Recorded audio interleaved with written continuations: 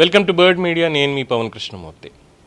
అనుమతులు లేకుండా ఆకివీడులో పెదపేటలో రామాలయ నిర్మాణం జరగడానికి వీల్లేదు అంటూ గతంలో జడ శ్రవణ్ కుమార్ లాంటి వాళ్ళు కోర్టులో వాదించి చేసినటువంటి సంగతి అందరికీ తెలిసిందే. సో దానికి సంబంధించి ఆకివీడులోనే ఇవాళ వాళ్ళందరికీ కూడా అది రామాలయం అని చెప్తున్నా లేదు, అది గొంతేనమ్మ గుడని, లేదంటే అది దళిత సత్రం అని, ఇంకోటని తప్పుడు ప్రచారం చేస్తూ చెత్తతో నింపేసి దాని పట్ల వివక్ష చూపిస్తూ మొత్తం అదంతా కూడా ఏంటంటే ఇక ఆలయ నిర్మాణం కాదు కదా, ఏది జరగడానికి వీలు లేదు అనేటువంటి విధంగా వాళ్ళు చేసినటువంటి ఆ ప్రహసనం అంతా కూడా చెత్తబుట్టలో పడేసినట్టు అయిపోయింది వాళ్ళ తిరిగినటువంటి పరిస్థితికి.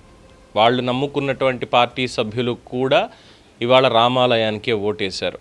ఇవాళ ఉదయం ఆకివీడు మున్సిపాలిటీ సర్వసభ్య సమావేశంలో ఆకివీడు రామాలయ పునర్నిర్మాణ అనుమతి 20 మంది సభ్యులలో 19 మంది సభ్యులు సంపూర్ణ మద్దతుతో అనుమతించబడింది. దీంట్లో 13 మంది సభ్యులు వైఎస్ఆర్ కాంగ్రెస్ పార్టీకి చెందినటువంటి సభ్యులు. మీరు విన్నది నిజమే. వైఎస్ఆర్సీపీ ఉండి సంబంధించి ఆకివీడు మున్సిపాలిటీకి సంబంధించిన సభ్యులు ఎవరైతే ఉన్నారో వాళ్ళు కూడా సంపూర్ణంగా మద్దతు తెలియజేశారు రామాలయ నిర్మాణానికి. సంపూర్ణ మద్దతు తెలిపిన సభ్యులందరికీ కూడా హృదయపూర్వక ధన్యవాదాలు అంటూ రఘురామకృష్ణరాజు గారు వాళ్ళకి శుభాకాంక్షలు కూడా తెలియజేశారు. ఇక అడ్డంకులు తొలగినట్టే. ఇక కలెక్టర్ దగ్గర నుంచి ప్రభుత్వం దగ్గర నుంచి ఒక చిన్నపాటి అనుమతి, ఎందుకంటే ముందు మున్సిపల్ అనుమతులు వచ్చేసాయి కాబట్టి అక్కడ మరి కోర్టులో ఆల్రెడీ ఉంది కాబట్టి మేబీ అది కూడా పెద్ద ఇష్యూ కాకపోవచ్చు, ఎందుకంటే మున్సిపాలిటీలోనే అనుమతి అనేది దక్కింది. నెక్స్ట్ కలెక్టర్ కూడా దానికి సంబంధించినటువంటి సర్క్యులర్ ఇస్తారంతే. సో ఇక నిర్విఘ్నంగా ఆ రామయ్యకి అక్కడ ఆలయం కట్టడం అనేది కన్ఫర్మ్.